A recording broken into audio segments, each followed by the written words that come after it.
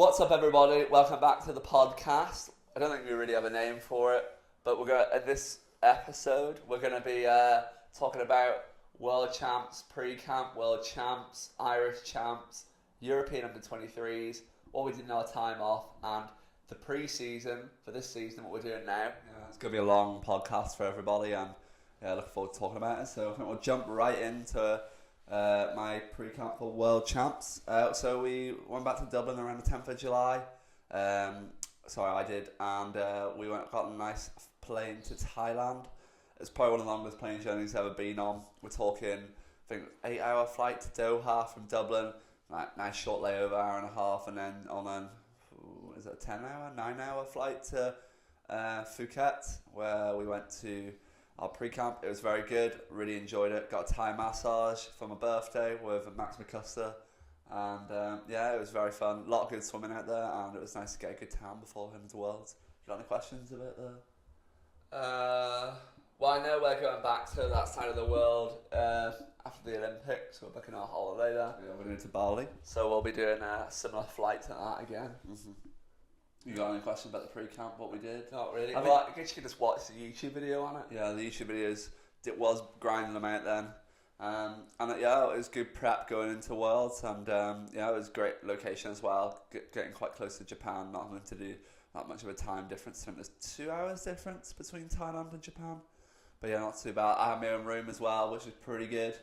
And then I guess we'll skip on to, we flew then from Thailand to Japan, to Fukuoka. Probably the smallest flight I've ever been on, because Asian Airlines can change I didn't know this on the planes, but I was told this. So they can move the seats around, because obviously their population is average height's a bit smaller. They can move the seats to less room, so they could fit more people on the planes. And well, they didn't account for us. I tell you, I had no leg room. It was very, very bad. But it was like a 5-hour flight to Japan. Got there, second time in obviously Japan, but different parts, so it was very fun. And I just loved it. We were there maybe 4 or 5 days before the meet started, and I wasn't racing until the third day. So I had about over a week of just training and getting ready to prepare. But yeah. Got any questions? I'm actually going to throw one out there. A lot of people asking me why I pulled out the 400 freestyle. Well, I guess the main reason for that is I just wanted to focus on the 8 and 15. My 400 I went 344 in April, and then I didn't really think that was going to contest that much for a medal. So I didn't really see the point of ruining my chances in the 8 and 15, but yeah, that's the main reason why. But you got any questions about the lead up to Worlds in Japan? I was just wondering on how did you get used to the time difference from Ireland, England to Thailand? What did you do to get over it as quick as possible? Well, I think these kind of the Ireland team sends out like a package where you basically tells you what to do. Like we had to wear these weird glasses, which you probably saw on the vlogs with Connor. To make sure blocking out the blue light so you can sleep on flights. And then on the first flight, say from Dublin to Doha, you're not allowed to sleep, and the second flight you need to try and get as much sleep as possible, so you try to adapt as early as possible. And I think, to be honest, time difference is kind of hard. It's obviously a big advantage for people who are from the country where it's being hosted. That's why under 23s was so good for Ireland. I've been top of the medal table, but we'll get into that later. And I think we did time difference very well. I mean, I obviously was swimming until the third day, so I had a very long time. But basically, you just everybody's got to get over it, so we just get over it. Yeah, I mean, I suppose we could talk. I didn't use the toilets in Japan. I didn't bother with the buttons on them. Bit scared, to be honest. What else can we talk about? Japan, the hotel rooms were very small. I actually didn't put a vlog out at all at World Champs. Maybe I did put a little one out, but before I didn't do any race videos or anything. We'll do an analysis of races though later on when I finished the pre-season kind of stuff. But the room's very small. I shared a room with Connor for the whole of World Champs. This was very fun. Obviously, Loughborough teammate. Maybe he'll be on a podcast at some point. He has done one before, hasn't he? Yeah. On our channel, yeah. But Connor Ferguson, if anybody's wondering when I'm by Connor. So you didn't swim the 400 free, and you mentioned why. I'd like to get into more of the 800 was the next event. The third day. The third day. Of World. So you get the heats in the morning. So can you take us through like your morning breakfast to the pool to your swim to the cool down? Yeah, so like 800 heats middle of the day, so around 12 o'clock, literally midday, and I woke up at I don't know, probably at 8 o'clock, and then I think Connor was actually racing that day too, so I might have woken up a bit earlier, but basically the hotel went up to breakfast. I mean, the weirdest breakfast was in Japan, I tell you. The food was probably one of the worst I've ever eaten. We had cold eggs, we had very little meat, a lot of rice. Yeah, I mean, I wasn't really expecting much from the food, but it wasn't that great, to be honest. I have a question for you. Yeah. How did you combat the lack of meat, and also rice has a lot of fibre in it? So Yeah. I was thinking as well, I don't know, this is a little some insight. Sometimes people cut out fibre in their diet before they race. A day before the race, yeah. So they don't... Because you can lose easy weight, but it is quite unhealthy to do it as well. Yeah. But how did you combat all the food dietary requirements you needed? Yeah. Well, to be honest, I feel like that's probably one of the areas where we definitely missed out on as a country and a team, and most teams actually, because everybody was eating the same. Was that maybe we probably should have fought ahead at this, but looking back, I mean, I tried to go to like a cafe. It was in the hotel to get more food, that like basically to make sure I was eating them enough. So like getting the carbs in, because obviously swimming those long races, so we need that fuel to keep going.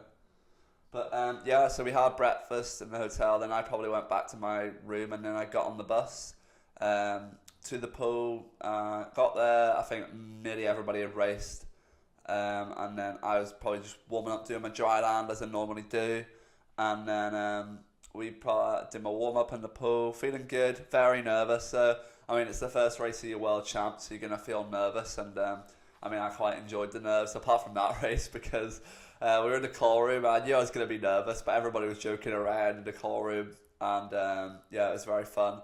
And then obviously walked out on the stage because it was huge, the pool. I'm not sure if you saw on live stream, but and anybody watching, it was really big. The crowd was amazing as well. In heats, people stayed to watch 800 heats, which I didn't really think was going to happen.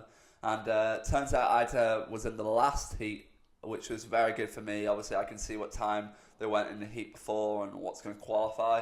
And turns out we had a race with, it was me, Bobby Fink, Mihailo Romanchuk, and Gregorio Paltineri were in my heat. 4 of us in a line until the last 50 in, and I went and snuck it. But I mean, that race, very nervous. There's actually a picture of me. I'll send it to Nathan so he can put it up on screen. But I didn't even do my dive properly because I was so nervous. I was shaking on the block, and I thought I was going to get DQ'd because I was shaking from nerves. But yeah, I mean, it was good to get that out of the way with, and then obviously qualifying for the final. I think I was in 3rd or 4th, maybe 4th. As in 4th. So great getting in position, and obviously replicating what I did the year before in Budapest. So, but a lot faster time. I PB'd as well, and it was 7:43. So see, after the race, did you go? I know before you said you get a towel, didn't you? After the race, yeah. Did you get a towel this time? I think there were towels. Actually, to be honest, they didn't give it to you this time. There was like a basket where you collect it off. Did you do media after the heats? Media, I think maybe no media on poolside, but I just did the typical island one after. Yeah. And then, so then you do the media, then you go back, and then swim down straight away. So how much swim down? 2k. 2k. Yeah, and then so then you chill out until the next night, where you swim the final, and you get a European record. Yeah. And everybody's happy, Yeah. But you did come 4th, which we'll have to address this. I know it was probably not a goal to come 4th, especially with a European record. Most of the time, any other time, if you get a European record, you probably get a medal. Yeah. But it's like the first time nearly ever, probably. Yeah, maybe ever, yeah. But yeah, I mean, we'll get on to the final then. So the final's obviously the next day on the distance event. And I was looking forward to it so much. I knew the heats were good. I PB'd in the heats, and obviously not going 100% because we're trying to save a bit for the final. and obviously, taking caffeine in the final and stuff like that, trying to get that extra edge to make another improvement. And I was ready for the final. I loved it. Like did a little walkout. You see the videos. My video actually did not work the way I wanted it to, because I didn't know they were gonna put it in slow mo. So I did that Pulp Fiction. It's like, is it me? But they literally only showed the part where I went like this, so it didn't work out. But it was funny. I think people got what I was gonna do, but maybe not. And then I walked out. I was very happy because it was really bright and it was so loud. And funny enough, the race actually turned out to be one of the best, the fastest race ever, and also one of the most watched races at World Champs. And Well, not the fast ever. well, no, in terms of the whole 8 people. Okay. Like the times produced. Okay. Because top 5 in that race was sub 7:40, which has never happened before. And we can get into that. But the race strategy, basically, in the race for me was, I knew how fast these guys in the middle were going to go out. They've just gone 340 in the 400, so I was just like, they're probably going to go out very fast. So I'm going to try and work in the middle to try to take them out. But tell you, they were out how fast, and it was hurting me, because I think I went out on like a 54 low, 54.0, something like that. And then I was out 348, which was pretty fast. And then obviously built through that, and I felt really good at the end as well, because building through that race, and I didn't no idea where I was. I could see Half Nui beside me. He was obviously in the gold medal race, and I was just on his feet. So to be honest, I didn't know if I was in the medal position or not, but I knew that I was going to finish that last 50 hard, and ended up having the second fastest split in the whole field, and maybe one of the fastest ever, which is pretty funny. It's like a 26 point. And I've been working on that this season, and it was nice to show that I did it at the race. And then obviously great time, 7:39.1, and broke I think it was Greg's world record, Greg's European record.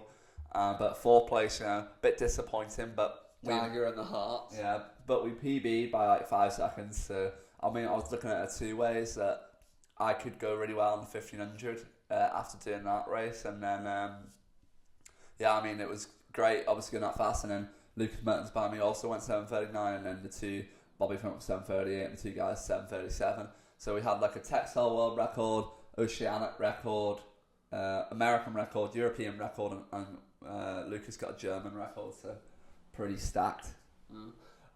So we did that was the 800 there. You explained on how it all went, and then you were saying you thought you had a good 1500. I know a lot of people know by now the 1500 was probably a bit of a disappointment in terms of the time, if we talk about that. Thanks, Nathan. Well, it was just because Well, it was a little spoiler for a bit later. He went a lot quicker at Europeans. A couple weeks, 2 weeks after. Yeah, so we'll get into that in a bit. I guess we'll talk about the heat, the 1500 heats then. So yeah.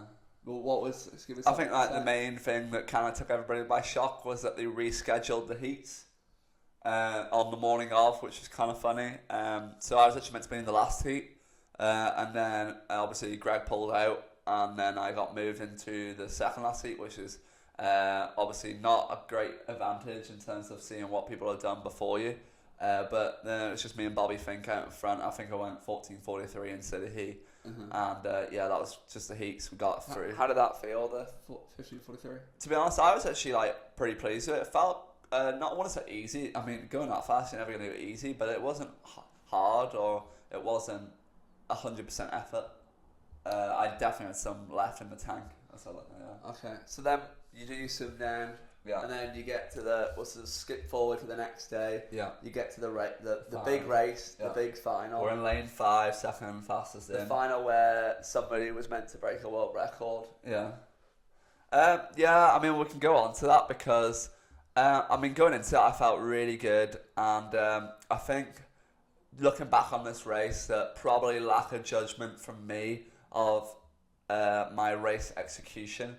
I don't think I had a great race plan going into it, and I think that's what kind of fell me not to go that fast, because I didn't set it up right from the start. But we just get into the race. I went out 55.7, perfect split, and then I was holding back until 500, and then I was going to start picking up the pace. And to be honest, I've never done that in my life, and I don't know why we chose to do that now at World Champs. I should have just done my same race plan I've done all the How time. about we like give a little analysis from the 15:34 to the final swim? 40. Which one? So like your actual PB. My PB 14:34. What was the race plan and your PB? My PB race plan is just to literally get on the pace as soon as possible. So go out on your 56.0, 57, 55 high, and then just hold as close to 29.0, 28.9 as possible. And this World Champs one, we were more going for the medal instead of going for the time. So it was the plan was you were racing the other people. I was racing the race, not racing myself. Okay, that's. So I feel like we went out what we wanted to go out on, and then I just decided to sit back. Basically, I just got out of rhythm from sitting back till 500. That everybody got maybe half a body. Well, Bobby Fink got half a body for me, and Sam Schultz was way gone. He went out so fast. And then when I started picking up, I started going really well. Was holding 28.9s, and then I just got 1,000. I just blew up because I think from that first 500 meters, if you're not pushing the pace that you're holding for the rest, it kind of is really hard to pick up in the middle because you're just using so much more energy because you're dropping like 0.5. Would you say, so we've done sets before where like you start off a couple of like maybe 5 rounds, and then every round, like say it's short course, we do a 200, 150, 150, and say the first round is off like the times are off 130 base, and then you get down to 1 minute base. So then you feel like, oh, I'll just slack off at the start, but then you feel like when you get to the end of it and you've slacked off so much, you can't actually get into the fast bit because you've like backed off so much. Is that what you felt? Is that I mean, in the race, I was feeling really good at 500, and when I got to 1,000, I felt like I had nothing left. It was like a completely different scenario to what I've raced in before, and I think that's one of the main reasons why I didn't kind of get to my potential of what I thought I was going to get to. And I mean, fair play, I didn't execute right on the day, but we definitely learnt from it, and going to come back faster. Well, we did anyway, and then 2 weeks later. So then that's your world champ. Maybe you could talk about a bit of recovery, how I recovered, a bit in between swims. Yeah, alright, so we'll give like some recovery tips of how to recover from heat finals of long distance events. And a 9-day competition, or 8-day, whatever it was. But yeah, basically, so you finish your heats and you've got roughly 36 hours until your final.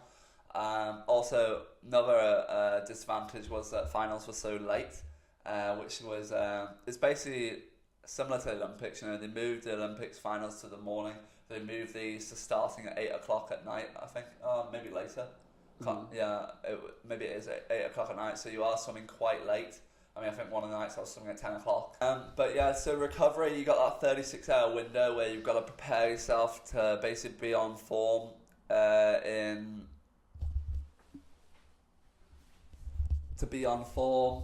that time, to hit that final really hard. And to be honest, what I do is obviously do that some night after the race, then I'll come in the evening just before final start, so it's not too busy, get another swim in then, and then come in the morning and get another swim in.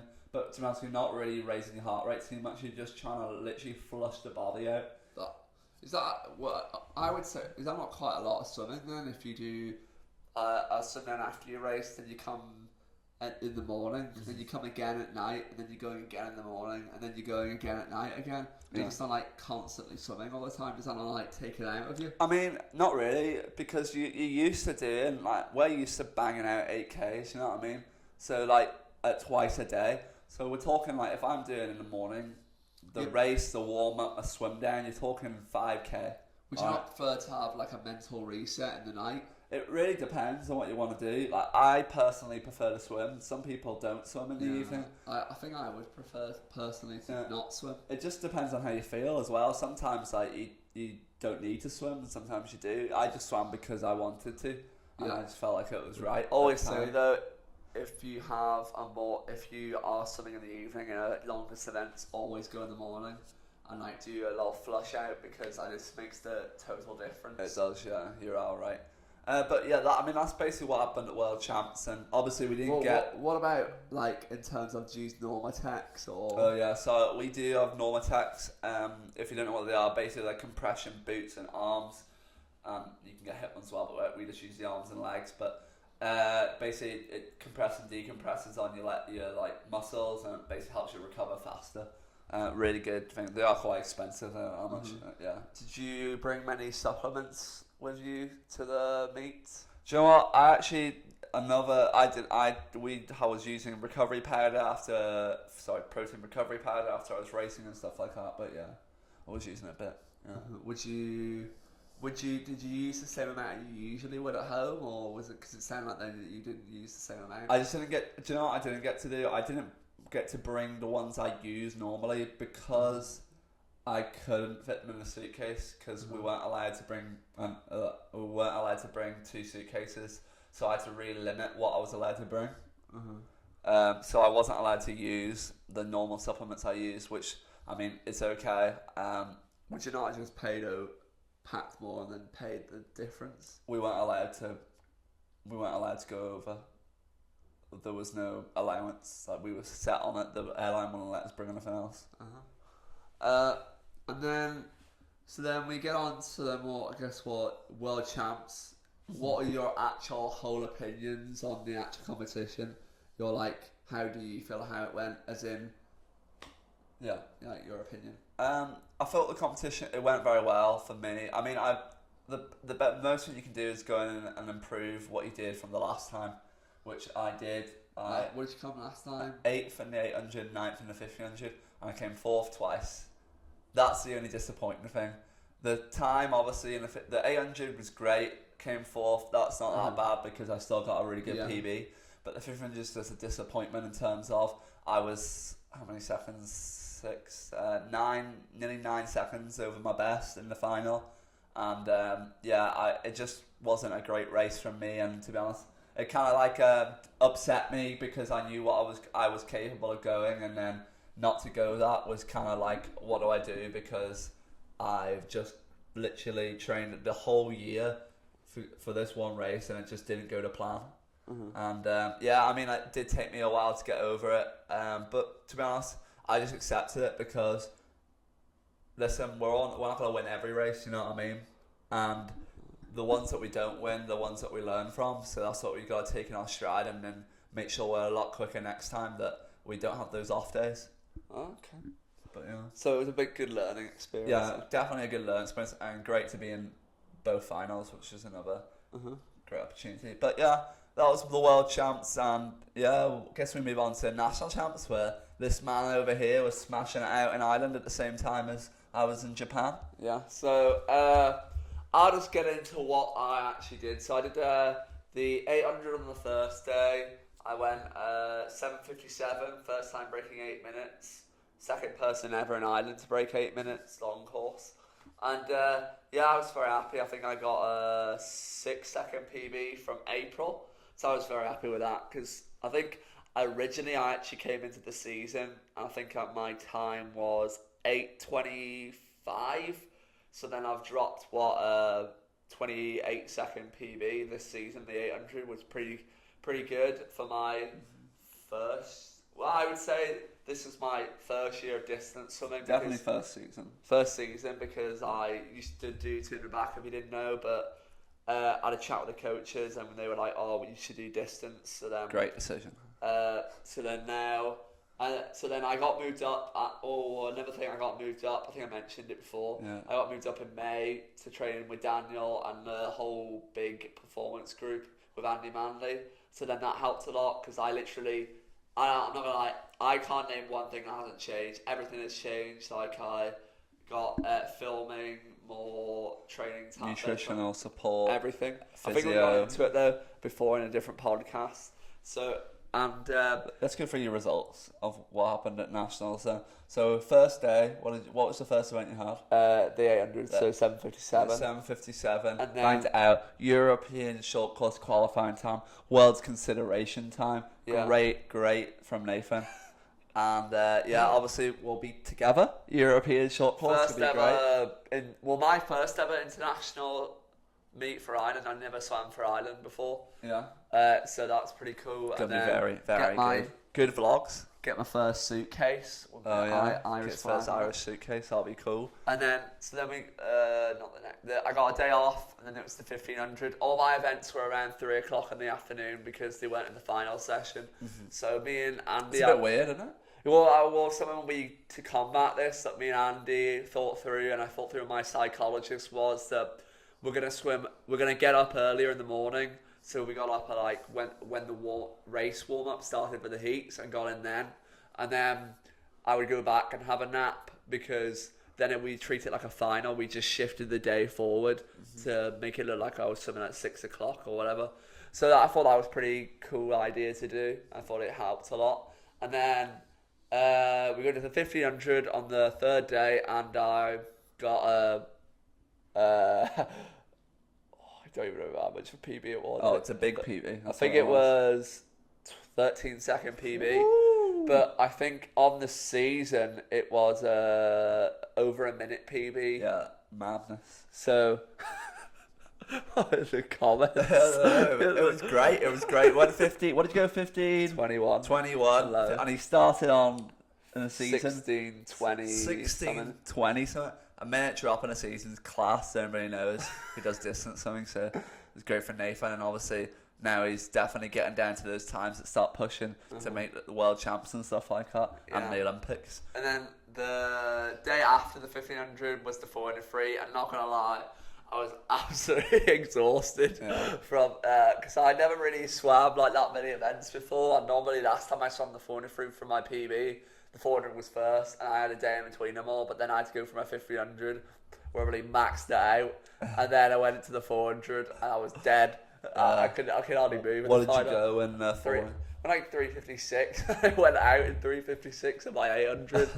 So I think. But you can't do well on them all the time. You know what I mean? Yeah, well, I don't really care, because I got a big PB in that in April, so I was like, well, it's not my event either. Yeah. I was focusing more on the longer distance, because I think maybe this year I'll be able to do a better 400 free, because I've been used to the training more meters. Like I had to get used to going 20k more a week, which is a lot. So then I think that helped with the longer distance, but not for the shorter distance. So I was very happy with my nationals. What was your overall? How were you feeling after Irish? Yeah, I thought it was pretty cool, but like the only thing I was saying was it was pretty like when I went quick in April, it was like way more, because there were like everybody was there to watch it because there were finals. But when it was in the middle session, so then when I swam, nobody was there really. So then it was a bit like, I got my Europeans time, and like nobody was there to see it. So then it was a bit like, I thought it was a bit underwhelming. But I actually think we should address this, because in December of last year, I swam the European record in the 800 free, and they put it in a middle session then. Yeah. And they put Nathan's session in the middle session. And bear in mind, Ireland, we have the best, one of the best best European distance swimmer, and Nathan's one of the best as well. And they're not letting us put them in the final sessions. We want people to see us swim, so I think they should move that around and put us in the final session. Because I think also a lot of people want to see us swim, especially when we come home, because I don't race at home that often. When I went to European record and Nathan swam so fast, then it would have been, I think a lot of people missed out on it, seeing some fast swimming. But we got the job. I got the job done anyway. So we'll be job done. He's ticked off, and then he took his break. Yeah, so I had a 2-week break after that. And I think, did I come back as soon as you finished? No, not a week after. A week after. A week after I came back. Then Nathan's on his week 2. You took 2 weeks off. Yeah, 2 weeks off.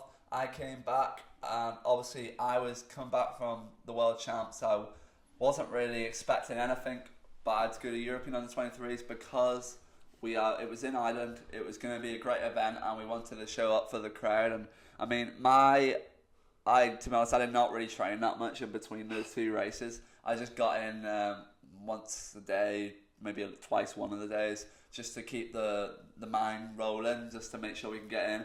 And then funny enough, we arrived at Under-23s, great event, one of the best definitely the best event in Ireland I've ever been to, and also one of the best in Europe. It was so really well organised, really happy with it. And then we had the 1500 the first night. To be honest, if anybody asked me what I was going to do in that race before, to be honest, I would have been very unlikely to go anywhere near my PB. And when I went in, I just went in with the open mind. I was going to try and win the gold medal and try and just enjoy it and take in the crowd. And then, funny enough, I ended up going 14:35, which is kind of disappointing because if I'd gone that World Champs, I would have got a bronze medal. Which the amount of stick I got for that online was just hilarious. You know what they say? Shoulda, woulda, coulda. That's what they say. But yeah, obviously, very fast time. It was like 0.8 over my PB, which obviously a bit disappointing itself, not the PB. But it was, it was a great race, and I really actually loved it. And I didn't actually feel that bad after the race. And to be honest, after that, I don't want to say this in the podcast, but it was kind of like a checkout because I was like, I've done my job. I didn't really think I was going to be that fast, so I was just like, what's going to happen next? And then I tell you what happened next. I started feeling it the next day, and I was hurting. I have a question actually. So, did you originally go back to your old race plan for that 1500? I did. So, so clearly you think it was just a race plan issue. Yeah. Well, I mean, I'm talking about this now. Like, I hardly trained 2 weeks after World Champs. I ended up going on my PB. Like, if I had gone what I could have done at World Champs, I could have been within even on that time or faster. You know what I mean? It would have been a better contender for medals. And I feel like maybe it's a race plan issue, but maybe it's also a mental issue. So, I mean, we're going to look at that and just go next season. But we just carry on through on the 23s and then hit the 400 heats the next day. By the way, one of the worst things I ever did after the 1500 was I had to do an hour of media, and I didn't swim down. They wanted me to take so many photos that I didn't swim down. Poor you. Yeah, I know. So I got to the swimming pool. Next day, woke up, I couldn't even walk. I was so dead. It was so funny. And I got to the pool 400 heats. Obviously, I didn't think it was going to be that fast to make it back. So I think I cruised the 3:49 in the heats. I'm like, I just really shut down after 100 meters. And then I was like ready for the final. I was like 3:49 the heats. That's great. Let's go. Did my swim down after. It was really good. Went back, napped in between. Came back for the final. Obviously, I was against, I think the world junior record holder was in that one. Some Bulgarian guy. And then got in and I blew up. I wasn't really expecting much of the 403 because I feel like he's trained like a lot, like sprinting for that. And I didn't really do much in the past 5-6 weeks. And I just literally went out max. I think I went out on like 53.0 or something like that. Must say, it's the worst thing ever because I was there watching live. And to watch him live and blow up, and then you could just hear everybody behind you shouting. You're like, I can already know what's happened because I know what it's like. And you're like, I don't even want to watch, to be honest. Because I was like, I knew the guy was going to come back at you. So the worst thing is as well in that race, I actually thought it was going to take a 43, 44 to win. So I thought I'd have to go out that fast to go, so then I could carry on the race. But to be honest, if I could have paced it completely differently and won that race. I just decided to go out like a lunatic and just go. But I mean, I was just having fun, and I think that's what the main thing was in that race. Got a silver medal, which was I was struggling last 50. I was racing in the American guy.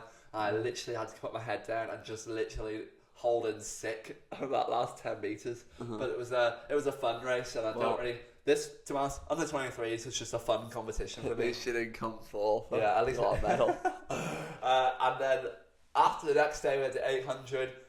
To be honest, I thought, I kept thinking every day, I was like, we could come back here, we could go fast again. And the 800, I actually was doing pretty well. Pretty cool that actually my splits were coming up on the board as the European record, which was my first time seeing that, which was pretty cool.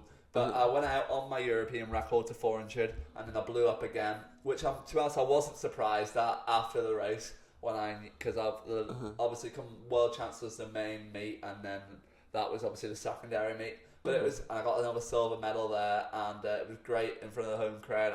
I didn't top the medal table, which is even better. And we saw all the guys in the crowd with their chest painted. Male performer of the meet. I got fastest performer. Was it overall fastest performer, or was it male performer? Yeah, it was male, but I was fastest anyway. Oh no, because male performer sounds a bit. I'll have another little check, Down under. What? Male performer. Male performer sounds a bit weird, doesn't it? Sounds a bit sketchy.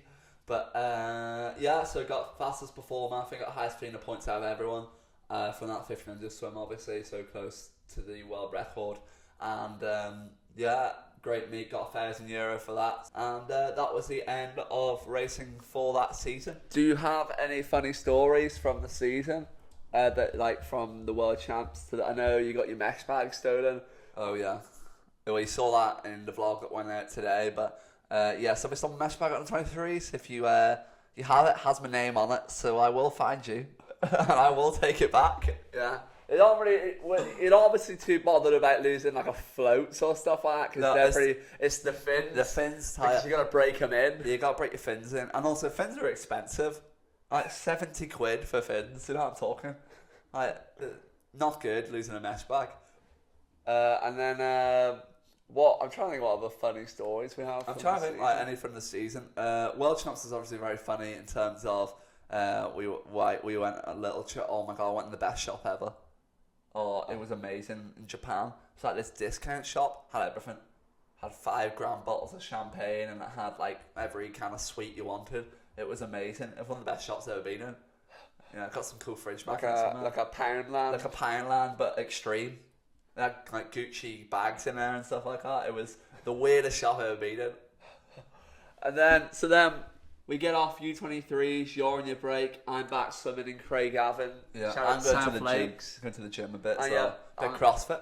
Getting our dad do some rowing with us. Yeah, trying to get our dad to do some rowing. Me and Nathan actually really good at rowing. If you didn't know, we definitely could do that instead of swimming too. Got those long arms. We got what's it, a tandem? I don't know what that is. I don't know the terms. Oh, I just think that's tandem's okay. 2 people. All right. So then 2 weeks off, I'm back with. Then we came back to Loughborough. Yeah, I took 2 weeks off. I got a new tattoo, if you can see, my tricep. And then we started pre-season on the 27th. No, 30th. No. Yeah, 30th. No, 29th. I don't know. 29th of 30th. August. Yeah. And so then we started that, and all the new freshers came in, and Not that many. not as many as we thought. Only like 7. Yeah, there isn't 2. 7. 7, I think. 7 at the moment, but I think more are coming later. Yeah, so then we have that, and we're just training. Everybody's training together at the moment. So we've got all squads piled in. So I remember we had one session, and it was like 6 or 7 a lane in like a 8-lane 50-meter pool. So that was pretty crammed, but I actually quite enjoyed it. Yeah. We did a lot of fly. Yeah. I know Andy Wallace, my old coach, shout out to him. He's been giving us fly a lot, but I don't mind doing fly because everybody's just, you get to like you do like 100 fly, then you can't feel your arms anymore in pre-season because you hardly done it. Yeah. But yeah, I mean, that was the pre-season, and then we're still in it at the moment. Well, technically pre-training. We're not. We finished our like group aspects with everybody in the same squad, and now we're splitting off into our own little squads now. Should we share Hector for his world record? Yeah. Hector Pardo got a world record Yesterday in he swam in Windermere Lake, which I mean, I think it's up north. So yeah, in the Lake District. Yeah. So Hector broke that world record there yesterday. So congrats to Hector. And I know people were saying they want to know what we do in our off time actually. So really, it's not really much, to be honest. I think we didn't go on holiday this year because I would have my 2 weeks off when Daniel was still swimming, and then he had his 2 weeks off when I was swimming. So then it's like we didn't really feel the need to go away. I'll tell you what though, Nathan did. Nathan went and saw every movie in the cinema without me while I was away. So we're actually today. What we're going to do, we go together, and I don't want to go by myself. So he's having to see Oppenheimer twice now because we're going today. Well, but we actually, best film we've seen this year, Haunted Mansion. Unbelievable remake of the old one. I remember my dad was telling us we used to have a TV in our car, Ford Galaxy, a very old one, but we don't have it anymore. And it used to be on constantly on our TV in our car. And my dad was saying that he doesn't think the remake was going to be as good, and I thought it was better. Unbelievable, best film we've seen. Yeah, and then we do like going to the cinema though a lot. What do we see? We've seen so many movies since actually we came back. We saw Gran Turismo. Yeah, that was alright. I wouldn't really recommend to go see it. Haunted Mansion, I'll go see that. See Oppenheimer today with Tom Sansom. Also, we should talk about basically all our friends have left now. Yeah, we're lonely. Yeah, we're lonely now. It's just me and Nathan. And we got a couple still left. We got a couple. But the majority have gone. So this year's moved on with life. Yeah, they've moved on with life. But we're still stuck. We're still stuck here just studying. But yeah, probably another couple of years left here. Mm-hmm. We're not sure yet. But yeah, I mean, we can just probably end the podcast here. Have you got anything else to say? Yeah, I'm looking forward to the next. I'm actually really looking forward to training because we got a load of new more training partners. New training partners, going on new camps. The squad has really stayed the same, to be honest. Do you know, a little secret for everybody on upcoming vlogs. We're going to America for the first time. Oh yeah, we've never been to America before. It's like Borat. But yeah, can't wait to go there. Flagstaff, obviously, altitude training. It's going to see those vlogs come out again. It's going to be very fun. And yeah, I guess we're going to end the podcast here. Yeah, so please like and subscribe, and thanks for watching. And we'll see you on the next podcast.